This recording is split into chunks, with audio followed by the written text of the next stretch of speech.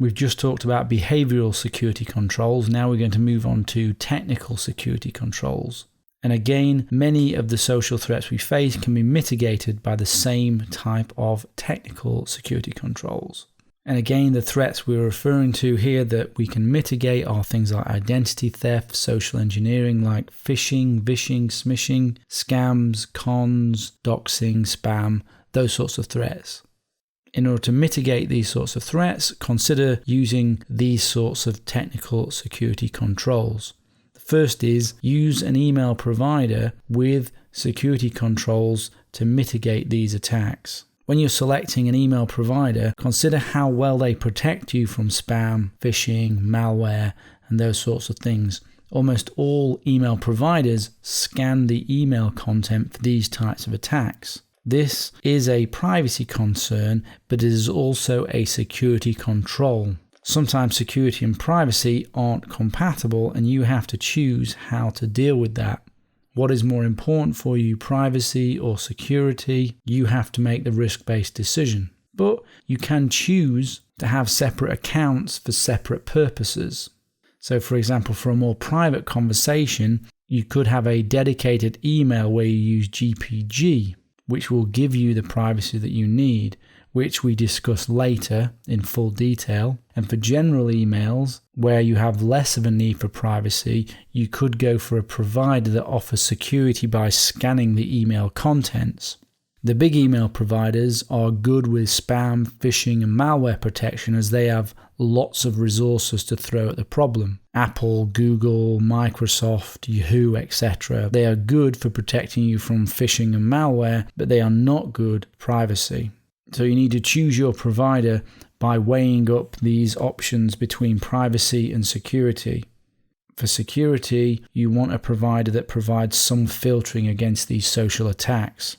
And we cover selecting an email provider in more detail in the section on email security.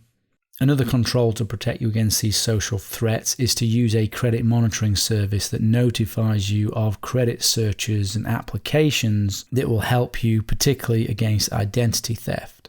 In the US and other locations, you can freeze credit checks. This stops anyone from being able to take out loans or credit cards in your name. This is useful if you know you don't need any loans or credit, so you can freeze your credit. You want to monitor the accounts you care about where they provide this monitoring and alerting functionality. Enable the security notifications on your accounts where they are available. For example, when someone logs into your account, from where and on what device, when money transfers are made, when passwords are changed, and so on. You want alerts for those sorts of things. As an example, Gmail provides information like that on your devices that you log in. Many banks will send you notifications when there are money transfers or where your account reaches a certain level. You should enable those. Now, the rest of the technical security controls we are going to discuss throughout the course in detail. You'll learn more about them in their own sections, but a quick summary here of what will protect you against these social attacks. So first is changing the email viewer to be text instead of HTML. Using the built-in Google Safe Browsing used in Mozilla Firefox, Apple Safari, and Google Chrome. uBlock Origin for filtering. Using isolation and compartmentalization. Using a virtual machine to open attachments and click links. Using application and execution control. Sandboxes. Opening attachments online using tools like Google Docs and Etherpad, using live operating systems to open attachments and click links, using OpenPGP signatures to validate the sender is genuine, and if you frequently send and receive files via email, changing that to hosting these files and sending links to these files instead of attachments.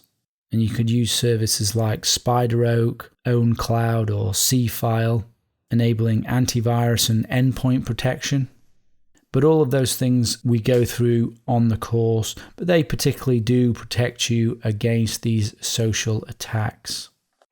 For useful information on protecting you against phishing, vishing, smishing, spam, scams, and cons, then have a look at this website here. This is quite good, Action Fraud, and also scambusters.org is quite good as well.